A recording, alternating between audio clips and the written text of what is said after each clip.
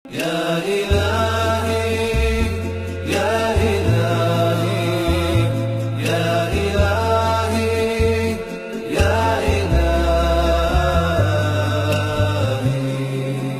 যখন আমাদের ভালো কিছু দেন আমরা চাই আরেকটু বেশি পেতে। যেমন ধরুন, আমরা যখন অসুস্থ হয়ে যাই, আল্লাহ আমাদের একটু সুস্থ করে দিলে আমরা কি দোয়া করি? আমরা বলি, আল্লাহ আমাদের পুরোপুরি সুস্থ করে দেন।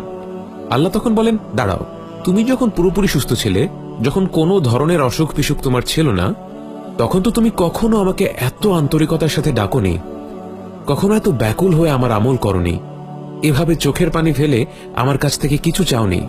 তাই আমার থেকে উপহার স্বরূপ আমি তোমাকে এই রোগটি দিলাম, এই সমস্যা দিলাম, এই বাধা বিপত্তি দিলাম, কারণ আমি জানি আমার কাছে ফিরে আসার জন্য তোমার এই সমস্যার প্রয়োজন ছিল। অর্থাৎ আমাদের জীবনে যে সমস্যাগুলো আসে, হয়তো সেটা আল্লাহর তরফ থেকে একটা উপহার, একটা নিয়ামত। কারণ এক সপ্তাহ জ্বর নিয়ে পড়ে থেকে, এমনকি 1 বছর অসুস্থ হয়ে বিছানায় শুয়ে থেকে, অথবা কোনো প্রিয়জনকে হারানোর ফলে যদি আমরা আল্লাহকে পেয়ে যাই, তাহলে বাস্তবে তা শাস্তি নয়, বরং এ হলো আল্লাহর পক্ষ থেকে আমাদের জন্য এক বিরাট উপহার। কিন্তু অনেক সময় আমরা দেখি, যখনই আল্লাহ আমাদের জীবন থেকে কোনো বাধা বিপত্তি, বালা মুসিবাহ সরিয়ে নেন, আমরা তাকে আবার ভুলে যাই। আমরা যেন এটা হতে না দেই। আল্লাহ সুবহানাহু ওয়া তাআলা পবিত্র কোরআনে বলেন, لئن شكرتم لأزيدنكم।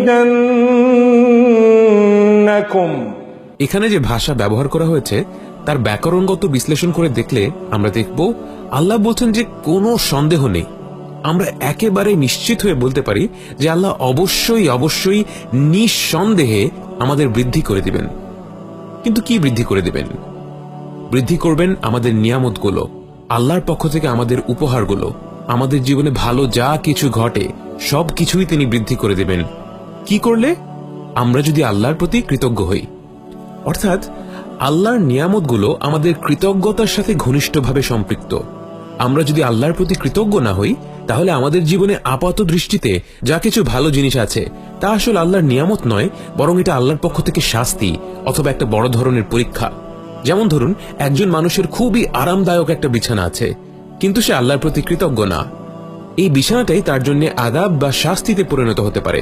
কিভাবে? সে এই বিছানায় এতটাই আরাম করে ঘুমায় যে সে ফজরের নামাজের জন্য উঠতে পারল না, সে আল্লাহর থেকে দূরে সরে গেল। অপরদিকে আরেকজন মানুষের জীবনে আপাত দৃষ্টিতে খারাপ কিছু ঘটে গেল। হয়তো তার বাবা মা মর্মান্তিক দুর্ঘটনায় ইন্তেকাল করলেন। আল্লাহ আমাদের সবার বাবা মার হায়াতকে দীর্ঘ করে দিন, এবং যাদের বাবা মা ইন্তেকাল করেছেন তাদের ক্ষমা করুন।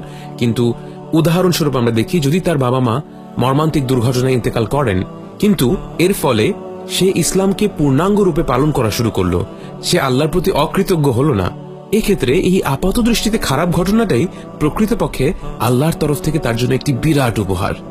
আল্লাহ যেন আমাদেরকে তার প্রতি কৃতজ্ঞ হওয়ার তৌফিক দান করেন। আমিন।